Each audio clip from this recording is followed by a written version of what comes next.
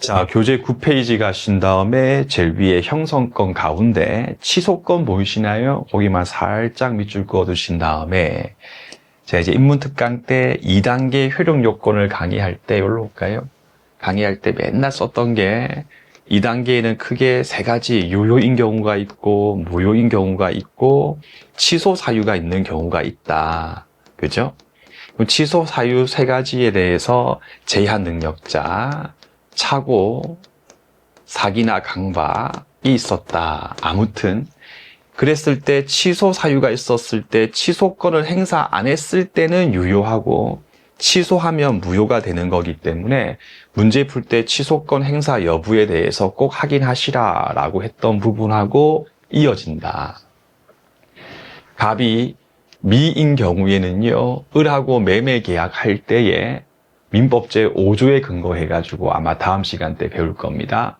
법정 대리인 쉽게 엄마 아빠의 동의가 필요하거든요. 근데 엄마의 동의를 받지 않고 매매 계약했을 때 매매 계약이 처음부터 무효다 하면 틀린 지문입니다.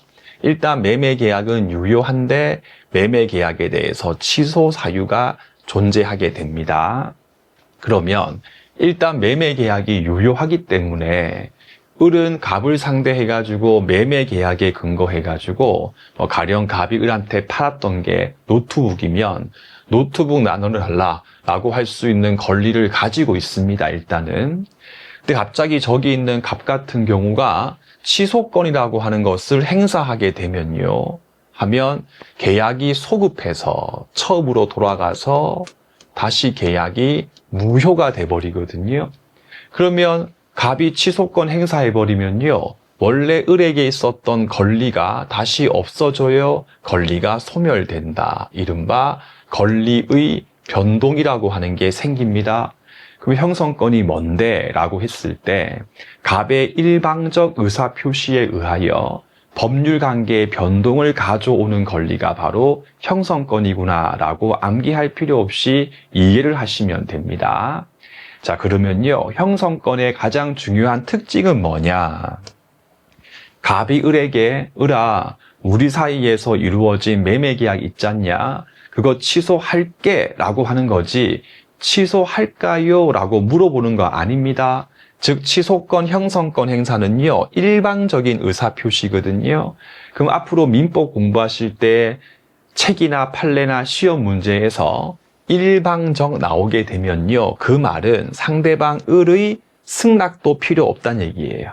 그냥 법에서 요구하고 있는 요건만 충족하면 갑이 취소권 취득하고 갑이 을에게 취소권 행사하면 곧바로 갑하고 을 사이의 계약 관계가 효력이 없어지는 거지 을의 승낙이 절대 필요 없다. 이걸 꼭 기억하셔요.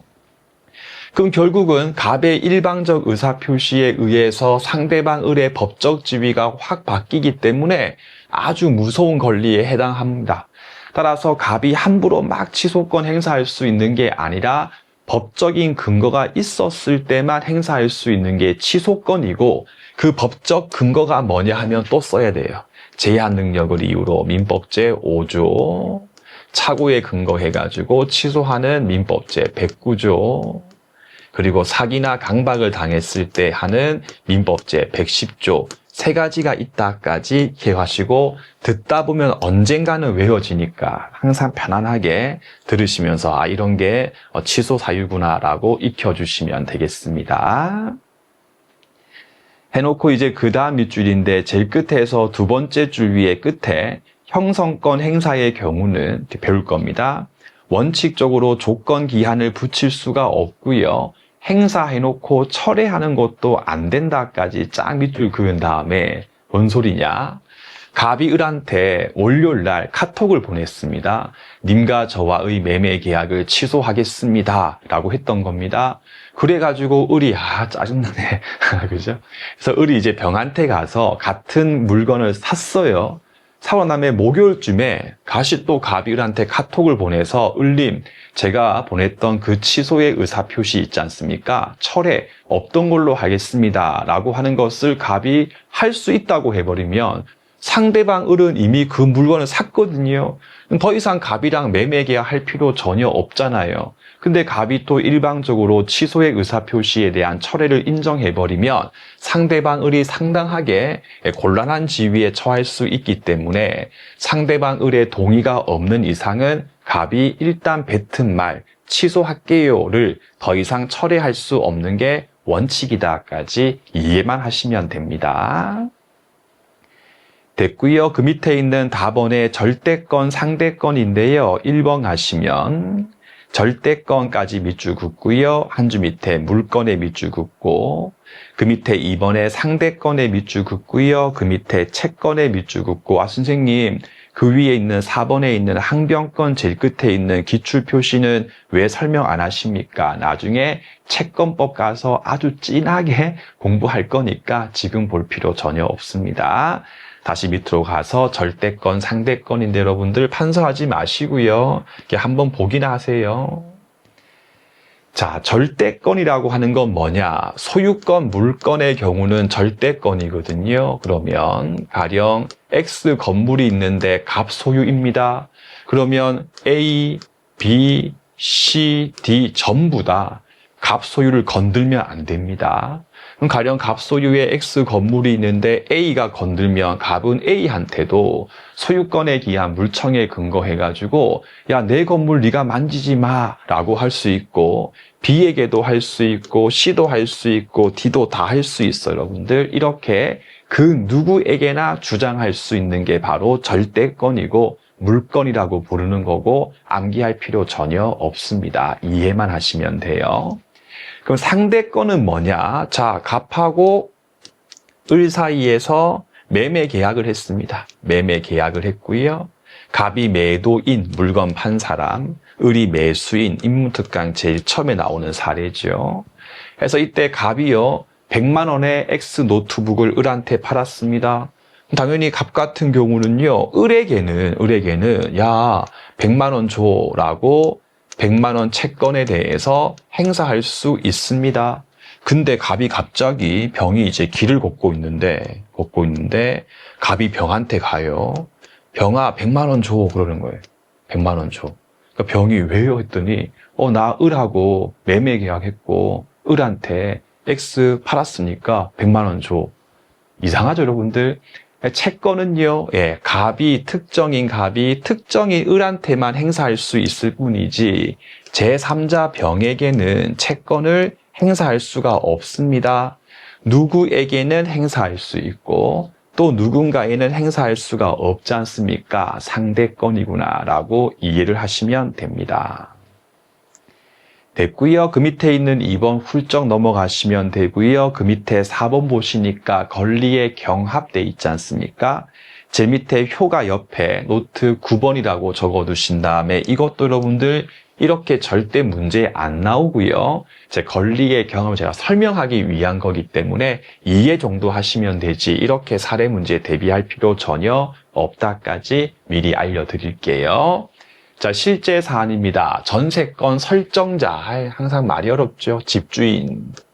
해서 X 아파트의 집주인이고요. 을이 세입자, 전세건자, 세입자입니다.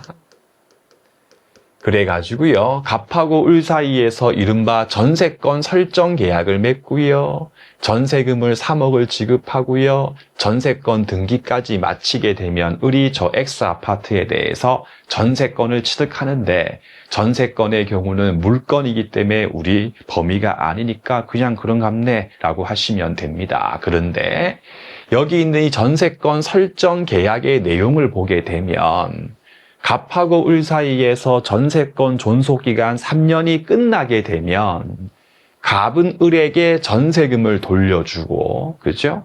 을은 갑한테 전세 목적물이었던 X 아파트나 X 주택을 갑한테 돌려줄 의무가 인정이 된다까지도 알겠죠? 근데 문제는 뭐냐? 요 상태에서 을이 아파트 안에서 나쁜 사람이죠. 담배 피다가 가실로 불내가지고 집을 다 태워 먹어서 멸시시킨 겁니다. 멸시. 그러면 을이 갑한테 X 아파트를 돌려줄 수가 없지 않습니까? 우리가 집주인입니다. 가만둘 리가 없지요. 그래서 우리는 을을 상대해가지고요. 손해배상 책임을 물을 수가 있는데 1번입니다. 갑이 을에게 계약상 체불에 근거해가지고 배상 책임을 물을 수 있냐를 물었을 때 아까 했던 호의동승 얘기 다시 할게요. 갑하고 을 사이가 커플 사이에 불과해서 호의관계에 불과했을 때는 갑하고 을 사이에서 계약관계의 성립 자체가 없기 때문에 계약상 체불에 근거한 배상 책임을 물을 수 없다라고 배웠습니다. 근데 지금 이 사안 같은 경우는요. 갑하고 을 사이에서 전세권 설정 계약이 있고 계약상 의무로서 을은 집을 그대로 계약 기간이 끝나면 갑한테 돌려줄 계약상 의무가 있었어요. 근데 그러한 계약상 의무를 을의 고의 가실에 의해서 불이 나가지고 불이행했기 때문에 계약관계가 성립했고 별도의 언급이 없으면 계약은 유효한 게 원칙이거든요. 그러니까 이 경우에는 계약상 체불 민법제 390조에 근거해가지고 배상 책임을 물을 수가 있는 겁니다. 뿐만 아니라 여러분들 갑의 소유권은요, 그 누구도 함부로 침해하면 안 돼요. 자, 여러분들께서 이제 강의 듣는 노트북 있지 않습니까? 옆에 있는 분이 부셨습니다. 여러분들 소유권을 침해한 겁니다. 다 불법행위입니다. 그러니까 갑은 을에게 불법행위에 근거해가지고 민법제 750조에 근거해가지고도 배상 책임을 물을 수가 있어요. 해서 갑의 소유권을 침해했고 을에게 가실이 있고 갑한테 손해가 있기 때문에 불책도 물을 수가 있게 되는 겁니다. 이랬을 때 우리 민법상 내용의 99%는 여러분들 어느 하나의 권리가 다른 권리의 발생을 배제하지 않습니다. 배제하지 않습니다. 그 말 이꼴 각 권리의 요건을 다 충족하면요. 다 생기는 거지. 야, 1번이 생겼으니까 2번은 생기면 안 되지. 그런 게 없어요, 여러분들. 그러면 이럴 경우 즉 하나의 사실관계 을이 하나 가실에 의해서 집에 불냈다라고 하는 하나의 사례에 기초해가지고 갑이 을에게 수개의 2개 이상의 권리를 취득하는 게 바로 지금 우리가 공부하고 있는 권리의 경합이라고 하는 거고요. 이런 경우에 1번, 2번이 있었을 때 선택입니다. 꼭 야, 너 1번, 2번 있으면 1번 먼저 하고 2번 행사해라. 그런 거 없습니다. 그냥 갑이 딱 보고 내 뭘로 할까? 아, 내가 오늘 좀 기분이 좀 울적하니까 2번으로 해야지. 할 수 있는 거지. 꼭 1번을 해라, 2번 해라. 그건 안 됩니다. 이때 가령 저기 있는 갑 소유의 X 아파트가 시가가 5억이었다. 시가가 5억이었다. 라고 했을 때 여러분들 갑이 입은 손해 같은 경우는 5억이라고 한번 그냥 전제합시다. 그럼 갑은 1번에 근거해가지고도 5억 달라라고 할 수 있고요. 2번에 해가지고도 달라라고 할 수 있습니다. 선택할 수는 있다. 다만 중첩적으로 행사하지는 못합니다. 즉 5 더하기 5 해가지고 10억이다. 무슨 저기 X주택이 뭐 SK 하이닉스도 아니고 여러분들 5억밖에 안 되는데 뭐 100% 수익 나가지고 10억 청구는 못한다. 그 말이거든요. 자, 그 이유가 뭐냐면 잘 들어봐요. 갑이 처음에 1번에 기초해가지고 5억 달라라고 청구를 했습니다. 그러니까 을이 갑한테 여러분들 5억을 다 줬습니다. 그러면 충분히 손해배상이 됐기 때문에 더 이상 2번은 행사 못하는 거예요. 제 말 알겠죠? 반면에 갑이 1번에 근거해가지고 배상 청구를 구했는데 을이 갑한테 야, 내가 지금은 5억까지만 얻고 3억 줬어요. 그러면 5억 중에서 을이 갑한테 준 게 3억이지 않습니까? 그럼 아직 여러분들 을한테는요, 남아있는 손해 있죠, 2억이. 그 2억만큼은 또 2번에 기초해가지고 행사할 수 있는 겁니다. 그럼 결국은 전체 5억 범위 내에서 둘 중에 한 개를 선택할 수 있는 거지, 중첩, 더블로 행사 못한다까지 해놓으시고 이 중첩 더블 안 된다라고 하는 내용은 오늘 말고요. 민총 중반 뒤에 가가지고 민법제 110조 때 다시 나올 거니까 일단 오늘은 둘 중에 한 개를 선택할 수 있을 뿐이고 더블로 중첩적으로 행사하지는 못하지까지 이해만 하시면 됩니다. 그래가지고 제일 끝에 짝 밑줄 각 권리의 경우는 독립해서 존재한다. 서로 개별적으로 행사할 수 있다. 1번을 행사하든 2번을 하든 간 마음이다. 그 말입니다. 해놓고 그 다음 페이지 가셔가지고 제일 위에 있는 소멸시효 넘어가시고 일단 니은번 보세요. 경합하고 있는 수개의 권리는 동일한 이익을 목적으로 하는 것. 그게 뭔 말이냐? 갑이 입은 5억만큼의 손해배상을 받는 것을 목적으로 하는 권리들이므로 그 말입니다. 그 중에 가령 1번을 행사해가지고 갑 같은 경우가 목적을 달성하면 그 말이 갑이 을에게 1번에 기해서 손배청 구하니까 을이 미안합니다 하면서 5억 원을 다 지급했을 때는요. 다 달성했죠? 그럼 더 이상 2번을 행사하지 못한다까지 뒤에 쭉 다 읽어주시면 되겠습니다. 밑에 답은 보실 필요 없고요. 의무, 권리, 의무. 갑이 을에게 권리가 있다는 말은 을이 갑한테 의무를 진다는 말이구나까지만 알면 되지 이런 것도 다 밑줄 그어버리면 나중에 책 볼 때 너무 볼 게 많아지니까 패스하시면 됩니다.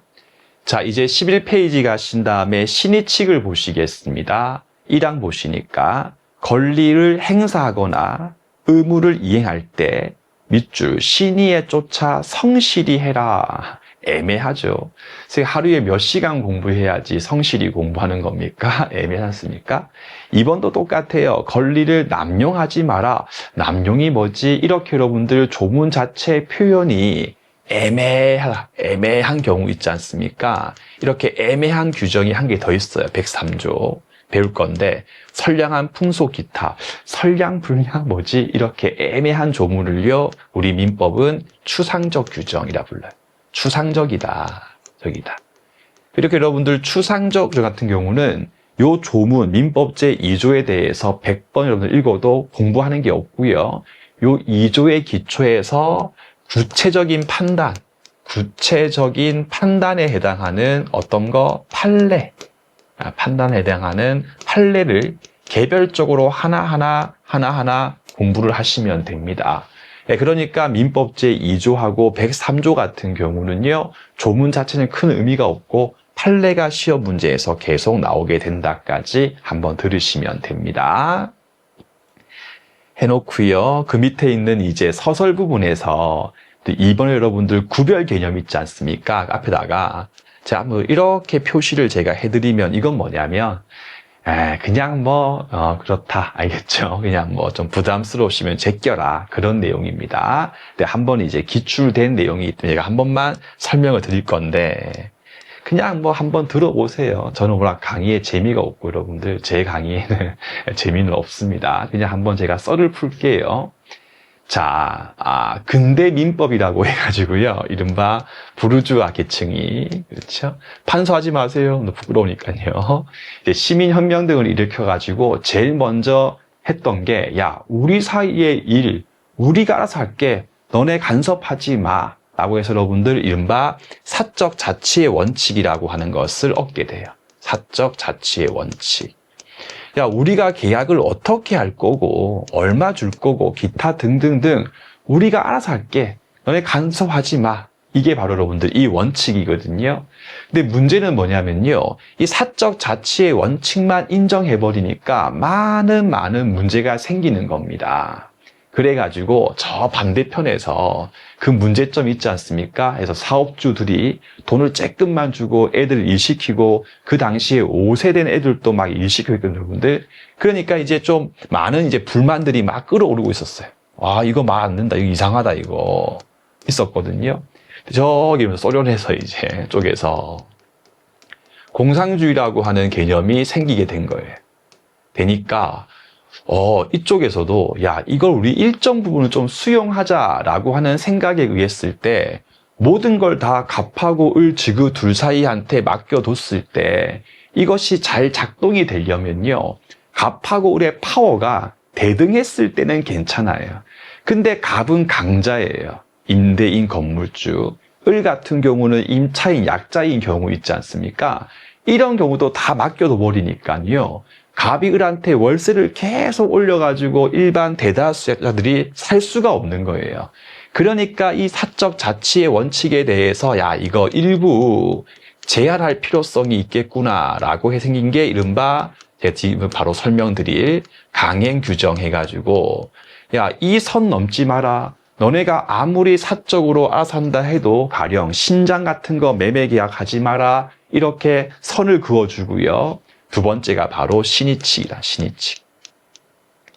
야, 너네가 아무리 이렇게 청약과 승낙의 합치에 의해서 이런 내용으로 계약을 했다 해도 야, 이거 너무 심한 거 아니냐 라고 해가지고 신의칙에 근거해가지고 개입을 해가지고 야, 이렇게 하는 건 너무 부당하고 정의에 반하기 때문에 1억 말고 한 300으로 다운시키겠어. 이렇게 여러분들이 신의칙에 근거해가지고 이른바 공산주의의 현대식 표현으로서 공공복리 그렇죠. 공공복리를 추구하기 위한 신의칙이 개입이 된 겁니다. 그럼 결국 여러분들 이 신의칙이라고 하는 것과 사적 자치의 원칙이라고 하는 것은 서로 긴장 관계에 있다라고 하시면 알겠죠, 여러분들. 서로 팽팽하게 긴장을 주면서 선을 유지하는 건데, 둘 중에 여러분들 이제 제가 민법 공부 처음 했을 때, 그때만 해도 이쪽과 이쪽 중에 어떤 게 더 원칙인가에 대해서 많은 다툼이 있었는데, 지금 현재는 이게 중심이고, 사적 자치의 원칙이 중심이 되는 거고 공공복리가 보완하는 책에 해당한다라고 보는 게 통설이다까지 한번 들으시면 됩니다. 그래가지고 이별 보시니까 구별 개념. 사적 자치의 원칙이라고 하는 것은 내 생각에 의해서 내가 결정하겠다라고 하는 것을 의미한다까지만 읽으신 다음에 앞에 여러분들 구별 개념 있지 않습니까? 거기에 방점을 찍으신 다음에 아주 옛날 문제인데 다음 중 신의칙과 관계없는 원칙은 이겁니다. 알겠죠? 해서 신의칙의 파생 원칙이 아니고 서로 별개다 정도만 기억하시면 됩니다. 이제 그 밑에 있는 법적 성격 부분에서 1번 필요 없고요. 2번 목차 옆에 노트 10번 적으시고 11번 적어두신 다음에 강행 규정, 선 넘지 마라, 이른바 금지를 시키는 거거든요. 주로 이제 약자의 지위에 있는 분들을 보호하기 위한 규정이 많습니다. 해서 여기 앞에 여러분들 관계없는 있는 부분은 지금은 그냥 빼시고요. 요 뒤부터 보시면 됩니다. 자, 민법에 있는 규정은 크게 두 가지로 나누어집니다. 임의 규정이 있고요. 강행이라고 하는 게 있거든요. 자, 먼저 위에 거. 임의는 뭐냐면요. 법이 있긴 한데 그 법이 너네 사이에서 이렇게 하지 마 라고 하는 금지를 시키는 규정이 아니라 갑하고 을 사이에서 깜빡하고 뭔가 합의를 못했을 때에 그 여백을 보충하는 역할이 바로 임의 규정이에요. 임의 규정. 어떤 조문이 있냐면요. 갑하고 을이 매매 계약했습니다. 갑이 매도인이고 을이 매수인이어요. 계약서에 갑은 을에게 1월 8일 날 노트북을 인도한다까지만 적혀 있고 을이 갑한테 매매 대금에 대해서 지급하는 날짜에 대해서 분명하게 합의를 안 하는 경우 있지 않습니까? 이랬을 때에는 저 뒤에 있습니다. 어떤 민법 뒷부분에 있는 조문에 근거해가지고 동일한 날짜로 봅니다. 그럼 결국은 을도 갑한테 1월 8일 날 물건을 받으면 돈 줘야 된다라고 하는 조문이 있어요, 여러분들. 근데 이 조문은요, 얼마든지 갑이 합의를 통해서 달리 정할 수 있습니다. 달리. 어떻게 하냐면 친한 친구 사이거든요. 합의할 때 야, 1월 8일부터 나 뭐 민법 문풀 강의가 필요하니까 친구야 먼저 인도해주면 내가 시험 보고 5월 말에 알바해서 돈 줄게 할 수 있어요, 여러분들. 따라서 별도의 합의로서 달리 정할 수 있는 게 바로 임의규정이라고 부른다까지 이해하시면 됩니다. 그러면 임의 규정과 다른 별도의 합의가 있었을 때 이 합의에 대해서 금지하는 게 아니거든요. 그럼 그 합의는 유효한 거예요. 그러니까 별도의 합의를 통해서 조문과 달리 정할 수 있는 게 임의다라고 하시면 돼요. 반대로 강행은 뭐냐? 금지시키는 거, 하지 마라 라고 하는 거거든요. 해서 강행법규의 경우는 금지입니다. 예를 들면 야 절대 신장 같은 거 함부로 매매 계약하지 마라 라고 했습니다. 강행법규거든요. 그런데 갑하고 을이 신장에 대해서 매매 계약했을 때는 강행법규의 경우는 달리 정할 수가 없는 거예요. 왜냐하면 처음부터 그 계약이 무효가 돼버리니까. 그러니까 임의는 금지가 아니고 여백이 있었을 때 보충하는 거기 때문에 별도의 합의가 있었을 때는 바꿀 수 있는 거고, 강행법규의 경우는요, 별도의 합의가 있다 해도 바꿀 수 없는 거다. 그러면 주로 강행 규정은요, 주로 약자를 보호하거나 약자의 보호 또는 거래 질서, 거래의 안전을 보호하기 위한 것들이에요, 여러분들. 그럼 지금 우리가 공부하는 민법 제2조 같은 경우는요, 약자를 보호하고 정의를 실현시키기 위한 아주 강한 공익적 규정에 해당하거든요. 따라서 민법 제2조의 경우는 임의가 아니고 강행법규에 해당한다까지 이해를 하시면 됩니다. 그래가지고 이번 첫 줄 끝에 밑줄 그을게요. 강행 규정에 해당하며까지 밑줄 그으시면 되고, 좀 더 여러분들 직권이라고 하는 말 있지 않습니까? 거기 살짝 밑줄 그어두신 다음에 노트 11번 보시면요. 나중에 이게 민소법상 내용인데 민법에서 조금 필요한 내용입니다. 여러분들 실제하고요. 실제하고 판결의 여러분 내용이 100% 여러분들 항상 일치하는 건 아니에요. 100% 일치하지는 않는다. 100% 일치는 아니거든요. 좀 억울한 일도 생길 수 있다는 말인데 이런 경우입니다. 갑이 원래 이제 을한테 1억만큼 빌려준 사람이 돼가지고 갑이 1억 채권자입니다. 을이 채무자고요. 을이 분명히 3월 달에 돈을 갚았어요. 현금으로 딱 줬습니다. 근데 갑자기 갑이 4월 달에 을한테 다시 야, 왜 너 나한테 1억 안 갚아? 1억 갚아줘 라고 청구를 구하는데, 이때 이런 분들 계시죠? 선생님, 갑은 돈 받고 왜 또 1억 청구를 구합니까? 모든 여러분 사람이 다 정직하면 여러분들 소송이 생길 일이 없어요. 그런 사람들이 있기 때문에 소송이 생기는 겁니다. 자, 이랬을 때 을 같은 경우가요, 가만히 있었어요. 가만히 있었다.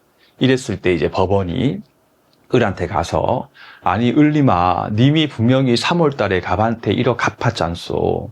근데 왜 갚았다는 말을 하지 않고 가만히 있는가? 우리가 너를 위해서 네가 갚은 사실에 기초해가지고 갑 청구에 대해서 갑을 청구에 대해서 이유 없다고 해줄게 라고 못합니다. 그래서 법원 같은 경우는 을이 가만히 있었을 때는 을이 변제한 사실을 고려해가지고 갑 청구 기각인데, 기각이라고 하는 말은 갑 패소, 갑이 패소한다라고 하는 말이 기각이고요. 비교해가지고 민법 공부할 때 갑 청구 인용, 갑 청구가 인용된다라고 하면 이 말이꼴 원고 갑이 승소했다라고 하시면 되거든요.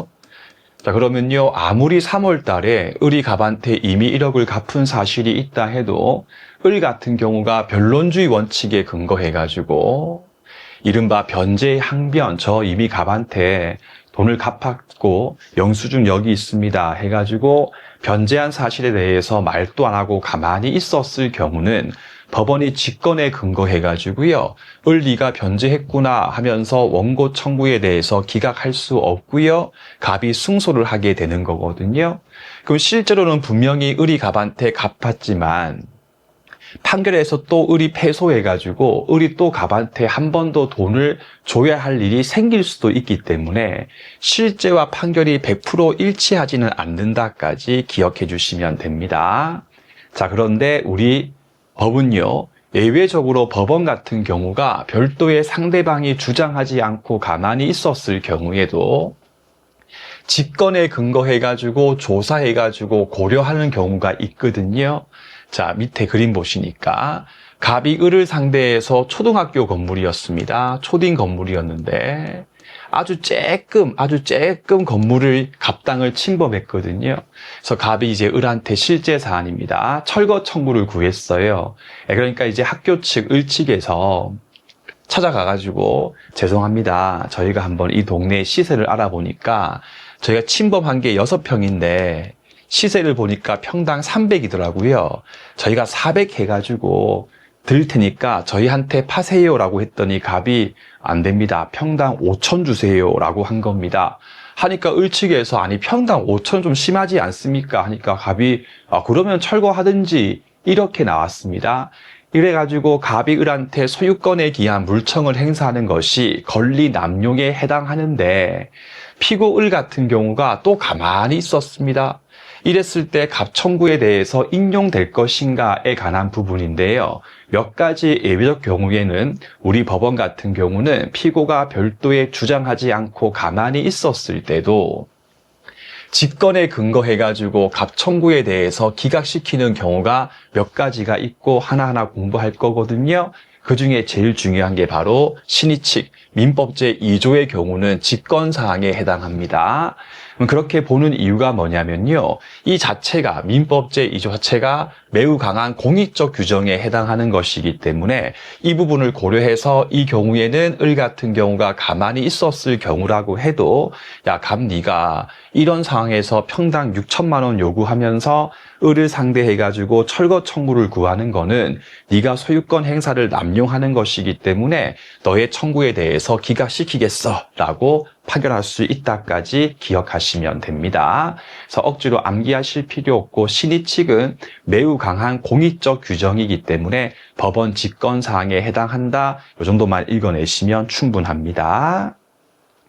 그래서 한 줄 밑에 밑줄 그었지만 법원 직권까지 확인하시고요.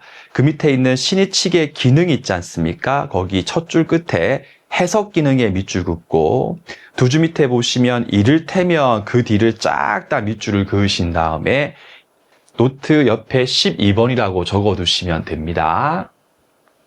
자, 갑이 아파트 분양회사고요. 이제 을 같은 경우가 수분양자. 그 분양권에 당첨된 사람인데 그냥 갑하고 을이 아파트에 대해서 매매 계약했고 갑이 매수인이고 갑이 매도인이고 을이 매수인이다. 관계없습니다. 자, 그런데 저 분양할 X 아파트 인근 주위에 대규모의 쓰레기 매립장 혹은 공동묘지 같은 것들이 이미 존재하거나 앞으로 들어올 예정이었습니다. 자, 근데 그 사실을 갑이 을한테 고지, 알리지 않고 분양 계약을 했던 겁니다.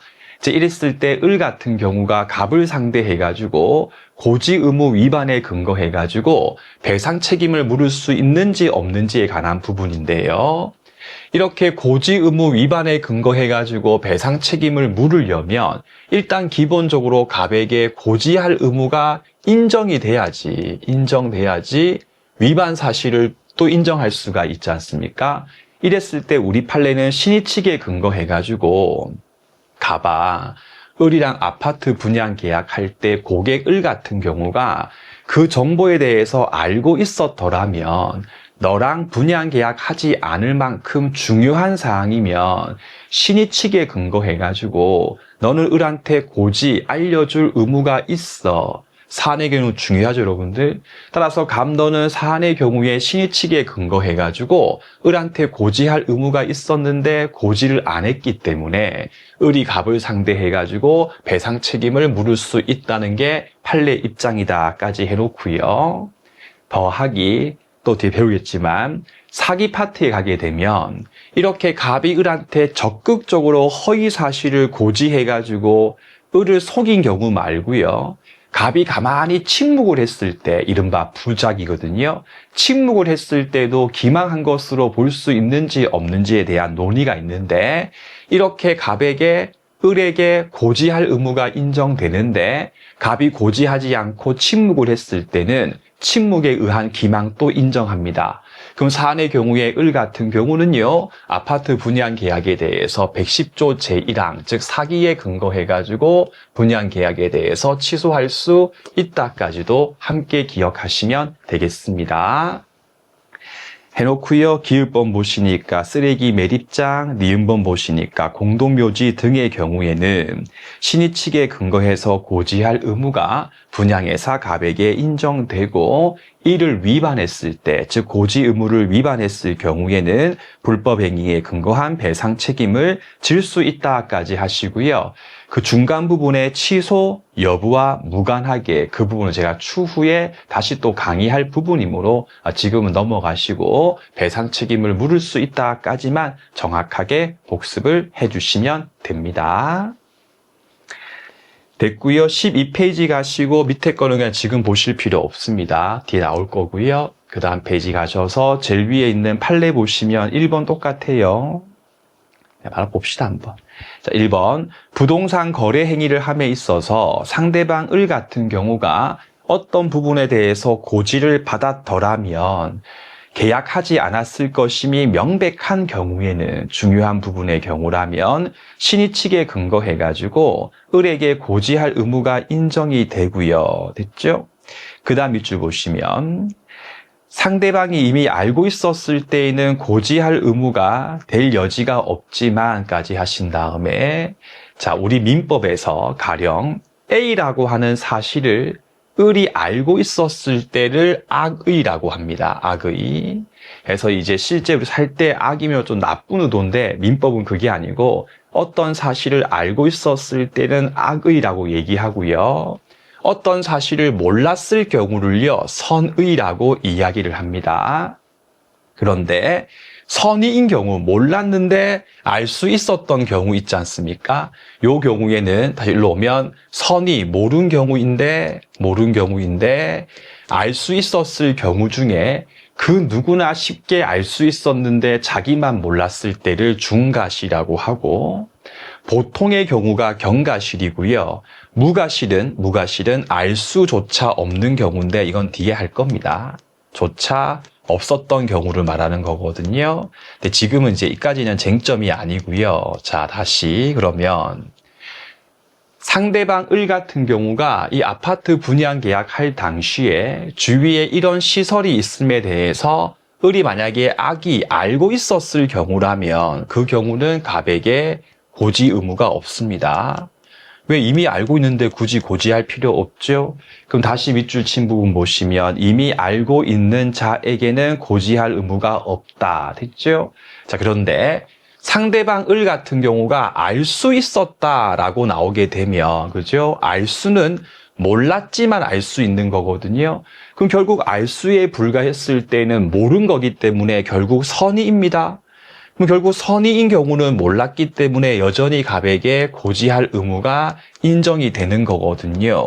그래서 과거 변리사 시험 문제 기출 지문인데 상대방 을 같은 경우가 알 수 있었을 경우에는 고지할 의무가 없다 하면 틀린 지문입니다. 알 수에 불과했으면 모른 것이기 때문에 선의이기 때문에 여전히 고지할 의무가 인정된다까지 두 개를 비교해서 살짝 정리하시되 그렇게 잘 나오진 않는다. 그래서 그 다음 밑줄 보시면 쭉 뒤에 알 수 있었음에 불과했을 때는 한 줄 밑에 고지 의무 자체를 면하게 된다고 할 수 없다. 즉 고지 의무를 면하지 못하기 때문에 고지할 의무가 인정된다라고 좀 문장을 선회해가지고 읽어주시면 되겠습니다. 그 선회라고 하는 말은요, 법학에서 쓰는 말인데 이제 판례 문구가 있지 않습니까? 이게 대한민국 판례 문구의 문제인데 민법에 대해서 모르는 사람도 독일 같은 경우는요, 민법에 대해서 모르시는 분들도 독일 판결을 읽으면 납득을 해요. 아, 내가 패소한 이유가 이거구나, 이런 식으로. 그런데 대한민국 민법 판례 문장들은 아직까지도 1번 어투가 강하거든요. 심지어 쉼표를 이용해가지고 여러분들 A4 용지 한 장이 한 문장인 경우도 있습니다. 해서 민법을 알고 있는 사람도 읽었을 때 이게 지금 도대체 무슨 소리지? 라고 하는 게 많이 있어요. 해서 민법 대한민국 판례 입장에 대해서 공부할 때는요, 판례 문구를 읽어서 판례를 이해하는 게 아니라 강의를 통해서 먼저 그 내용에 대해서 이해를 하고 그 다음에 판례 문구가 이 뜻이구나라고 좋게 해석한다는 뜻입니다. 해서 문구가 좀 애매한 경우가 있으면 제가 풀어드리거든요. 그 풀어드렸던 내용을 이해해놓고 아, 이 문장이 이런 뜻이구나라고 공부를 해야지 가끔씩 보면 판례 문구를 국어 문법적으로 이제 해석하시는 분들 계신데 그러면 답이 없어지는 부분이니까 내용을 먼저 필로 등을 통해서 이해하고 이 말이 이 뜻이구나 이렇게 선회해가지고 공부하시면 좋다까지 알려드리겠습니다. 다음에 2번 판례 옆에 노트 13번이라고 적어두신 다음에요. 참 대한민국의 문제인 거죠. 갑이 정수기 회사고요. 을이 고객입니다. 정수기 설치할 때는 온갖 좋은 말 다 하죠. 해서 저희도 하지만 설치를 완료했습니다. 3년 계약했어요. 고객들께서. 근데 한 1년 지났는데 갑 내부에서 그 정수기 수질 검사했던 겁니다. 하니까 중금속이 발견됐습니다. 그러면 재빨리 사과하고 알려주고 제품에 대해서 교체를 해야겠죠. 근데 이제 그런 부분에 대해서 갑이 사실을 숨기기 위해서 발표를 안 한 겁니다. 하다 내부자께서 이제 외부에 알렸던 사안이거든요. 그러니까 고객들께서 야 이런 게 발견됐으면 알려야지 왜 침묵했냐 하면서 손해배상 책임을 묻는 소송을 제기했거든요. 하니까 갑이 뭐라고 하냐면 뻔뻔하게 판사님 을한테 설치할 때 정수기에 대해서 설치할 때부터 알고 있었으면 고지했겠죠. 근데 설치할 때 없었고 설치한 이후에는 이렇게 중간에 발견이 된다 하더라도 우리 회사에게 고객들한테 알려줘야 될 고지 의무가 인정되지 않습니다. 그럼 고지 의무 위반에 근거해가지고 배상 책임을 물으려면 우리 회사한테 고지 의무가 인정돼야 위반에 근거해가지고 배상 책임을 물을 수 있는데 처음부터 우리에게는 고지할 의무가 없는 것이기 때문에 을이 우리한테 배상 책임을 묻지 못합니다 라고 했던 진짜 빡치는 그런 사건이거든요. 하니까 우리 판례께서 가봐 정신 차려라. 설치할 때뿐만 아니라 계약관계가 유지가 되고 있는 동안에도 너네는 고객을 위해서 이런 사실이 발견되면 당연히 즉각적으로 고지할 의무가 인정이 된다. 근데 고지하지 않고 숨겼기 때문에 을이 갑을 상대해가지고 배상 책임을 물을 수 있다까지 하신 다음에 제가 이제 이 판례를 가지고 문제를 낼 때 제가 틀린 질문 제가 바꿀 부분을 알려드릴게요. 이번에 보시게 되면 보시면 한 줄 밑에 상대방 권리 확보 등에 대해서 위험 등이 생길 수 있는 사정은 미리 고지할 의무가 있다. 해놓고 그 다음 밑줄 보시면 이러한 의무는 계약할 때뿐만 아니라 계약하고 난 이후의 과정에서도 똑같이 유지가 된다. 이 문장 바꿀 겁니다.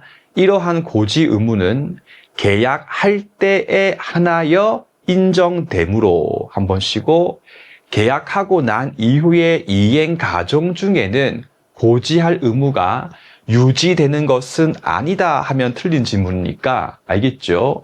유지된다라고 하는 글자 위에 방점을 똥똥똥똥 찍어주시면 되겠습니다. 그 뒤는 됐고요. 그 밑에 있는 2번 보충 기능 보실 필요 없고요. 밑에 있는 3번 수정 기능도 본문은 아예 보실 필요 없고요. 아래 판례 박스 있지 않습니까? 노트 14번인데 이 판례가 요 위의 내용이 요만큼 위의 내용이 최근에 감정평가사 시험 문제에서 출제가 되었으므로 우리 시험도 조만간에 나온다라고 전 생각해요. 자, 갑이 이제 변호사분이시고 이제 나이가 좀 많으신 그런 분들 중에 보면 의뢰인께서 상담을 하고 할 때 갑이 이거는 이기기 힘든데 막 이런 식으로 한숨을 계속 쉬면서 요러요러한 증거 있어요 하면 을이 그거 없는데요. 그거 안 되겠는데 계속 그렇게 하시다가 상담이 끝날 때쯤 가서 갑자기 제가 그러면 이거 붙잡고 있으면 한 1년 걸릴 것 같은데 제가 열심히 하면 이길 수 있겠다. 대신에 내가 이겼을 때는 성공 보수금 보너스로 10억 원 달라. 이런 식으로 하는 경우가 있는데 일반인 을 같은 경우는 당해 사건이 진짜 승소하기 힘든지 아닌지에 대해서 알 수가 없고 그 말을 믿잖아요. 알겠습니다 라고 해가지고 10억 원을 승소시켜주면 지급하기로 합의를 했습니다. 실제 갑이 승소했습니다. 그래서 갑이 이제 을을 상대해가지고 10억 원에 대한 지급을 청구를 구했습니다. 그런데 뒤에 알고 보니까 그냥 아무나 해도 다 승소하는 사건이었고 갑이 실제 별로 한 일도 별로 없음이 나중에 생긴 거예요. 이랬을 때 우리 판례는 갑아 물론 원칙적으로는 사적 자치의 원칙에 근거해가지고 합의했던 금액에 대해서 지급을 청구할 수 있는 게 원칙인데, 아까 봤지만 신의 측에 근거해가지고 네가 너무 한 것도 없는데 을한테 청구하는 금액이 지나치게 가다한 경우에는 신의 측에 근거해가지고 청구할 수 있는 금액에 대해서 축소를 시킬 수 있다는 게 판례 입장. 그럼 네가 크게 별로 한 일도 없기 때문에 10억만큼은 조금 심하고 한 5천만 원 선에서 마무리해라 라고 판례가 신의 측에 근거해가지고 갑하고 을 사이 계약에 개입해가지고 계약의 내용을 수정할 수 있다까지 이해를 하시면 됩니다. 그래가지고 1번 보시니까 약정된 보수액이 부당하게 가다해가지고 신의 측의 반하고 보수성이 인정될 때는 예외적으로 상당성이 있는 범위 내까지만 청구할 수 있다 해가지고 신의 측에 근거해가지고 계약의 내용에 대해서 고칠 수 있다까지 하시면 되겠고요. 그 밑에 있는 2번 보시면요. 이렇게 보수 청구에 제한을 가하는 것은 계약 자유의 원칙, 같은 말로써 사적 자치의 원칙에 대한 중대한 예외를 인정하는 것이기 때문에 함부로 막 인정할 수 없고요. 부당하게 가다했을 때 가능한데 요 금액과 갑이 한 일을 비교했을 때 10억 원이 부당하게 가다한지 여부에 대해서 다툼이 있었을 경우에는 상대방 을에게 증명 책임이 있다는 게 판례 입장입니다. 해서 그 다음 줄 보니까 증명 책임은 너무 가합니다 라고 하는 을이 증명 책임을 진다는 게 판례 입장인데, 선생님이 분명히 방금 앞에서 신의 측의 경우에는 신의 측은 직권이다 라고 배웠습니다. 그럼 법원이 알아서 직권에 근거해가지고 할 건데 왜 또 누군가가 증명 책임을 집니까? 라고 하는 의문이 지금은 안 생깁니다. 나중에 시험이 치기 직전 가서 민법 내공이 쌓이면 생기는 거거든요. 해서 첫날이니까 저는 여러분들께서 내년 4월 달에 어떻게 민법 공부할지를 저는 미리 예상하고 지금 강의를 하거든요. 이제 강의할 때 여러분들 이런 부분들 조심하세요. 혹은 이런 부분들에 대해서 생각하시면 안 됩니다. 라고 조언을 했을 때에 적지 않은 분들이 나는 그런 생각 안 하는데 저런 이야기를 왜 할까? 이런 분들 계십니다. 물론 그렇게 생각할 수 있죠. 근데 나는 이런 생각 안 하는 데가 잘못된 게 내가 지금은 이런 생각을 안 하지만 왜? 아는 게 없으니까. 내가 민법 공부를 착실하게 공부했을 때 시험이 임박했을 때는 저런 생각을 할 수 있다는 말이니까 내가 책에 잘 메모해가지고 나중에 4월달 가서 사법법 암기할 것도 많은데 괜히 쓸데없이 그런 내용에 발목 잡혀가지고 진도 못 나가지 마시고 미리 책에 잘 메모해가지고 이거는 이런 거니까 패스 이런 식으로 빨리빨리 해독할 수 있게끔 준비를 하시면 됩니다. 그럼 다시 분명히 신의 측은 직권사항인데 왜 또 을에게 증명 책임을 지우지? 이거 모순 아닌가라고 하는 분들 계시거든요. 예, 원칙은 직권이 맞습니다. 근데 여러분들 법원 같은 경우도 신은 아니거든요. 그럼 법원이 직권에 기초해가지고 이게 부당한 금액인가 합당한 금액인가에 대해서 애매모호한 경우 있지 않습니까? 이랬을 때 법원이 갑하고 을을 불러가지고 갑니마 을리마 이게 부당한지 적당한지가 애매합니다. 판결 포기하겠습니다 하면 안 되고, 그런 경우에도 결국은 판결 자체에 대해서 선고해야 되거든요. 그럼 결국은 증명 책임의 문제로 가게 되는 겁니다. 해서 민소법상 증명 책임을 부담하는 자가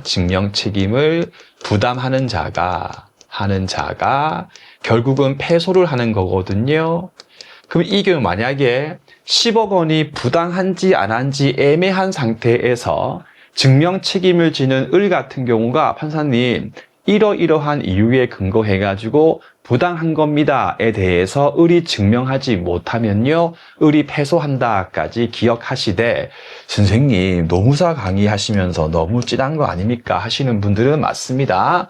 위에 것만 정확하게 기억해도 괜찮습니다. 위에 것만. 다만 조금 힘이 되시는 분들은요, 이것도 같이 한번 공부를 해두시면 좋으니까, 좀 민법 너무 싫으신 분들 같은 경우는 판례 박스 내용 중에 1번까지만 공부해도 시험 붙는 데는 아무런 지장이 없다까지 미리 확실하게 알려드리겠습니다.